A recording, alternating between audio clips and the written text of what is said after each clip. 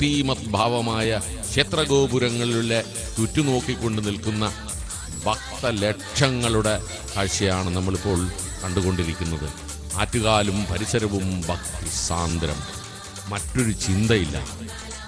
നമ്മുടെ ഡോക്ടർ ശശി തരൂർ എത്തിക്കഴിഞ്ഞു. അദ്ദേഹം മന്ത്രിമാരുമായി ആശയവിനിമയം നടത്തി. തുടർന്ന് MLA-മാരെ ഹസ്തദാനം ചെയ്ത് അദ്ദേഹം അവിടെ ഒരു പങ്കാളിയായി എത്തിക്കഴിഞ്ഞു.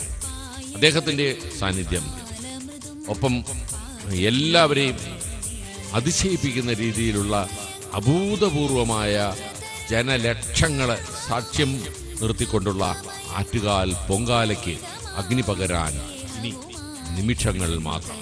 ക്ഷേത്രത്തിലേക്ക് അതിനുള്ള ഒരുക്കങ്ങൾ ആരംഭിച്ചു കഴിഞ്ഞു. ഭക്തജനങ്ങളെ അകത്തേക്കുള്ള പ്രവേശനം നിരോധിച്ചു കഴിഞ്ഞു.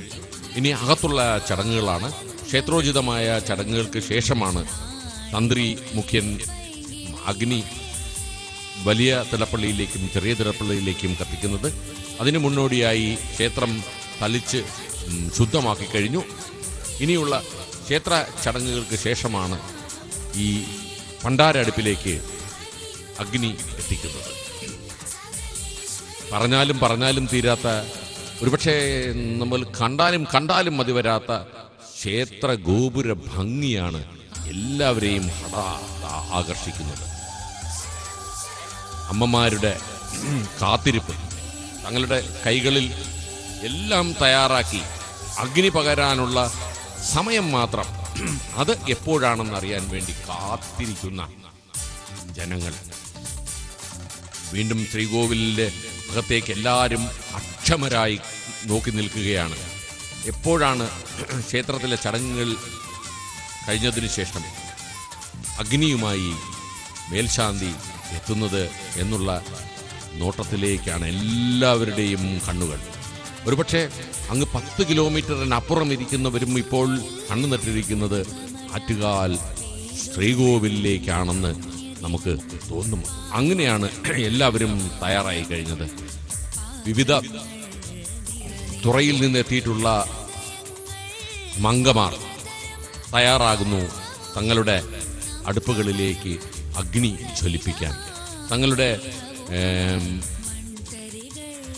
ആഗ്രഹ പൂർത്തീകരണത്തിനായി, തങ്ങളുടെ ആത്മസമർപ്പണത്തിനായി എല്ലാവരും കാത്തിരിക്കുന്നു. ആറ്റുകാലിൻ്റെ സർവവിധമായ ഐശ്വര്യങ്ങളും തങ്ങളുടെ ഗ്രഹങ്ങളിലേക്ക്, അമ്മയുടെ പൂർണ്ണമായ അനുഗ്രഹം തങ്ങളുടെ സ്വഗൃഹത്തിലേക്ക് എത്തിക്കുവാനുള്ള വെമ്പൽ കൊണ്ടുകൊണ്ട് പൊങ്കാല സമർപ്പണത്തിന് ശേഷം സ്വഗൃഹത്തിലേക്ക് ആറ്റുകാൽ അമ്മയുടെ പാതാരവിന്ദങ്ങളിൽ തൊട്ട് തൊഴുത് എത്തിക്കാൻ തയ്യാറാകുന്ന ഒരു കാഴ്ച. അത് ഈ വിവരണം നമ്മൾ ഇപ്പോൾ എത്തിക്കും ഒരു ചെറിയ ഇടവേളയ്ക്ക് ശേഷം. പൊങ്കാലയ്ക്ക് തൊട്ടു മുന്നോടിയായി ഇപ്പോൾ നടക്കുന്ന ചടങ്ങുകൾ എന്തൊക്കെയാണ് ശ്രീ ശ്രീകുമാരൻ നായർ? ക്ഷേത്ര തന്ത്രി തയ്യാറായിട്ടുണ്ട്. എല്ലാ ചടങ്ങുകളും ചെയ്യാനായി ക്ഷേത്രോചിതമായ ചില ചടങ്ങുകൾ തീർത്ത ശേഷം അദ്ദേഹം ദീപം നേരെ വലിയ തിടപ്പള്ളിയിലേക്ക് എത്തിക്കും. അതിനുശേഷം ചെറിയ തിടപ്പള്ളിയിലേക്ക് എത്തിക്കുന്ന ദീപം അവിടുത്തെ അടുപ്പിലും ജ്വലിപ്പിച്ചു കഴിഞ്ഞ് മേൽശാന്തിയെ ഏൽപ്പിക്കുന്നു. മേൽശാന്തി അത് നേരെ പുറത്ത് സജ്ജമാക്കിയിട്ടുള്ള ഭണ്ഡാര അടുപ്പിലേക്ക് എത്തിക്കും. ഭണ്ഡാര അടുപ്പിൽ അതിനു മുമ്പുള്ള ശുദ്ധിയാണ് നമ്മളിപ്പോൾ കണ്ടുകൊണ്ടിരിക്കുന്നത്. ക്ഷേത്രത്തിന് അകം മുഴുവൻ ശുദ്ധിയാക്കുന്നു. ശുദ്ധിയാക്കി കഴിഞ്ഞതിന് ശേഷം ക്ഷേത്രത്തിലേക്ക് ക്ഷേത്ര തന്ത്രി ചേന്നാസ് അതാ ദീപം എടുത്ത് പുറത്തിറങ്ങിക്കഴിഞ്ഞു. അത് നേരെ വലിയ തിടപ്പള്ളിയിൽ കത്തിക്കും. വലിയ തിടപ്പള്ളിയിലെ അടുപ്പിലേക്ക് അത് ജ്വലിപ്പിച്ചു കഴിഞ്ഞ് നേരെ ചെറിയ തിടപ്പള്ളിയിലും അത് അഗ്നി ജ്വലിപ്പിക്കും. അതിനുശേഷമാണ് മേൽശാന്തിയെ ഏൽപ്പിച്ച് മേൽശാന്തി ഭണ്ഡാര അടുപ്പിലേക്ക് അഗ്നി പകരുന്നത്. ജനങ്ങളെയൊക്കെ അക്ഷമരായി കാത്തിരിക്കുന്നത് എല്ലാവർക്കും അറിയാം സമയം അടുത്തു കഴിഞ്ഞുവെന്ന്. വലിയൊരു ഭക്തജനസമൂഹത്തിന് സാക്ഷ്യം നിർത്തിക്കൊണ്ടുള്ള ആറ്റുകാൽ പൊങ്കാലയുടെ ഈ വർഷത്തെ സമർപ്പണം നടക്കാനിനി ഏതാനും നിമിഷങ്ങൾ മാത്രം. മണിക്കൂറുകൾ മിനിറ്റുകളായി, മിനിറ്റുകൾ സെക്കൻഡുകളായി മാറുന്ന ഈ അപൂർവ സമയത്തിലേക്ക്, അപൂർവ സാക്ഷാത്കാരത്തിലേക്ക് എല്ലാവരും കാത്തിരിക്കുന്ന കാഴ്ച നമ്മൾ കാണുന്നു. ഒരു ഇല പോലും അനങ്ങുന്നില്ല, എല്ലാം തയ്യാറായി നിൽക്കുന്ന കാഴ്ച. എല്ലാവരും ഈ ഒരു ധന്യമുഹൂർത്തത്തിലേക്ക് എത്തപ്പെടാനായി കാത്തിരിക്കുന്ന കാഴ്ചയാണ് ഇപ്പോൾ കാണുന്നത്. എല്ലാവരും അവസാനം ഒരു നോക്ക് കാണാനായി എത്തി നോക്കുന്ന ഒരു കാഴ്ച. ദേവിയെ താഴ്ന്നു വണങ്ങുന്ന ഭക്തജനങ്ങൾ, അവർക്ക് മുൻപിൽ കരുണാമയിയായ ദേവി. അല്പനിമിഷങ്ങൾക്കകം തന്ത്രി അഗ്നി മേൽശാന്തിയെ ഏൽപ്പിക്കും.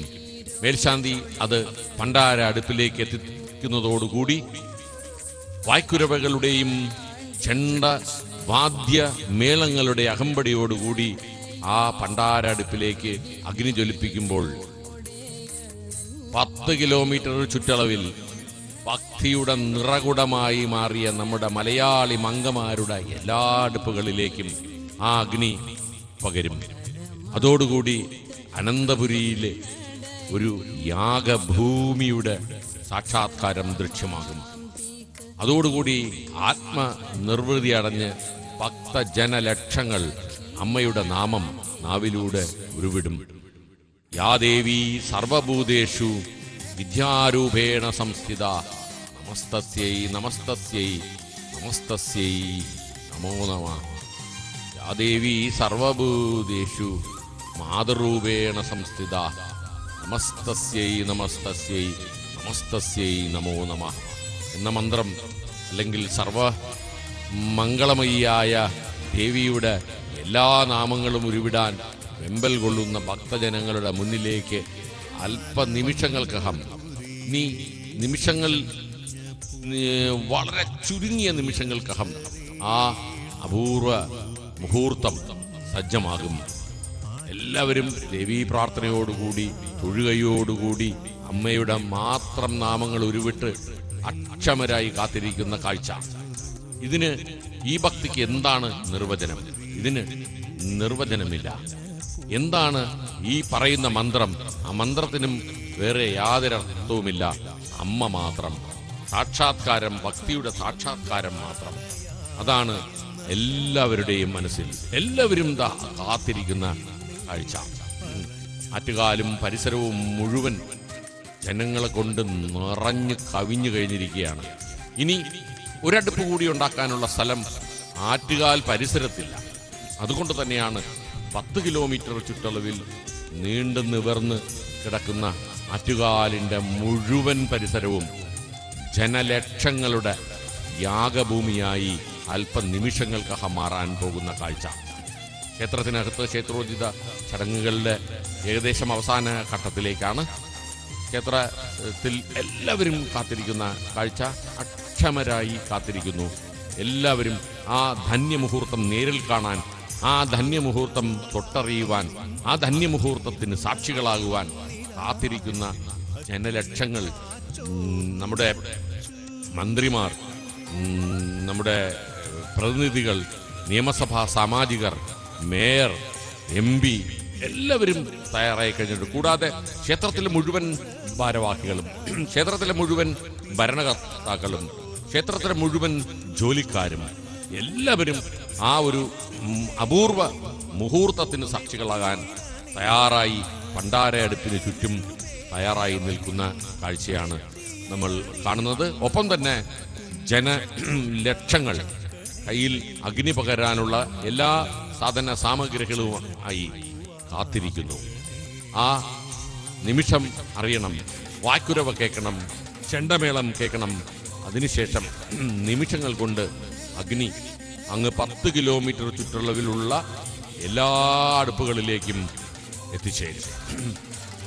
സമയം ഏതാണ്ട് അടുത്ത് കഴിഞ്ഞ ഒരു പ്രതീതി ഇപ്പം എല്ലാവരുടെ മനസ്സിലുണ്ട്. എല്ലാവരും കാത്തിരിക്കുന്നത് എപ്പോഴാണ് മേൽശാന്തി ആ ദീപവുമായി ഇങ്ങ് എത്തുന്നത് എന്നാണ്. ജനപ്രതിനിധികളും സെക്രട്ടറിയും ഒക്കെ കാത്തിരിക്കുന്നു അതിനായി. അമ്മയെ ഒരു നോക്ക് കണ്ട് തങ്ങളുടെ പൊങ്കാല കലങ്ങളുടെ അടുത്തേക്ക് തിരിച്ചെത്തിയ ഭക്തജനങ്ങൾ അവസാന നിമിഷത്തിലേക്കായി കാത്തിരിക്കുന്നു. അഗ്നി പകരുന്ന ആ ധന്യമുഹൂർത്തത്തിലേക്കായി കാത്തിരിക്കുന്നു. ക്ഷേത്രത്തിൽ അകത്തു നിന്നും ഇതാ ഭാരവാഹികളെല്ലാം ഓരോരുത്തരായി പുറത്തേക്ക് വരുന്ന കാഴ്ച. തൊട്ടുപിറകിൽ എല്ലാവരെയും മാറി നിൽക്കാനുള്ള ഒരു അറിയിപ്പ്. അതിനുശേഷം ഇതാ നമ്മുടെ മേൽശാന്തി അദ്ദേഹം അഗ്നിയുമായി ഇതാ ശ്രീകോവിലിൽ നിന്ന് ഭണ്ഡാരടുപ്പിൽ കൊളുത്തിയ ശേഷം കൈമാറിയ അഗ്നിയുമായി ഇതാ എത്തിക്കഴിഞ്ഞു. അദ്ദേഹം നിമിഷങ്ങൾക്കകം അത് തങ്ങളുടെ സജ്ജമാക്കിയിട്ടുള്ള ക്ഷേത്രത്തിൻ്റെ പാട്ടുപെരയുടെ മുൻപിൽ സജ്ജമാക്കിയിട്ടുള്ള ഭണ്ഡാര അടുപ്പിൽ ജ്വലിപ്പിക്കും. മേൽശാന്തി കണ്ണൻപൂർ അദ്ദേഹം ഇതാ എത്തിക്കഴിഞ്ഞു. അഗ്നിയുമായി ഭണ്ഡാര അടുപ്പിലേക്ക് അദ്ദേഹം ഇതാ എത്തിച്ചേർന്നുകൊണ്ടിരിക്കുന്നു. പോലീസും ക്ഷേത്രഭാരവാഹികളും സജ്ജമാക്കിയ ആ മനുഷ്യ വലയത്തിനുള്ളിൽ കൂടി അദ്ദേഹം ഭണ്ഡാര അടുപ്പിൻ്റെ അടുത്തേക്ക് ഇതാ എത്തിക്കൊണ്ടിരിക്കുന്ന കാഴ്ച. ഭണ്ഡാര അടുപ്പിൽ അല്പനിമിഷങ്ങൾക്കകം അഗ്നി പകരും. എല്ലാവരും ശരിക്കും നടന്നു പോകാൻ അദ്ദേഹത്തിന് ബുദ്ധിമുട്ടുണ്ട്. അത്രമാത്രം ജനനിബിഡമാണ് അവിടെ. ഭണ്ഡാരടുപ്പിലേക്ക് ഇതാ മേൽശാന്തി എത്തിക്കഴിഞ്ഞു. വിശിഷ്ട വ്യക്തികളുടെ മുന്നിൽ കൂടി നേരെ അഗ്നി ഭണ്ഡാര അടുപ്പിലേക്ക് ജ്വലിപ്പിക്കാനായി ആ കാത്തിരുന്ന നിമിഷം എല്ലാവരുടെയും മുമ്പിൽ പ്രാർത്ഥനാനിരതനായി അദ്ദേഹം ഇതാ അഗ്നി അടുപ്പിലേക്ക് പകരാനായി തയ്യാറായി നിൽക്കുന്നു. അത് അഗ്നി അടുപ്പിലേക്ക് പകർന്നു കഴിഞ്ഞ് പൊങ്കാലയ്ക്ക് തുടക്കമായി. ഈ വർഷത്തെ ആറ്റുകാലമ്മയുടെ പൊങ്കാലയ്ക്ക് ഇതാ തുടക്കമായി കഴിഞ്ഞു. അല്പനിമിഷങ്ങൾക്കകം യാഗഭൂമിയായി മാറും. ഇപ്പോൾ നിമിഷങ്ങൾ കൊണ്ട് ചെണ്ടമേളം ഉയർന്നു കഴിഞ്ഞു. കുരവകളും ചെണ്ടമേളത്തിൻ്റെയും അകമ്പടിയോടുകൂടി ഇതാ ഭണ്ഡാര അടുപ്പിന് തീ കൊളുത്തിക്കഴിഞ്ഞു. ഭക്തജനങ്ങൾ തങ്ങളുടെ ചുറ്റുമുള്ള അടുപ്പുകളിലേക്ക് അഗ്നി പകരുന്ന കാഴ്ച നമുക്ക് ഇപ്പോൾ കാണാം.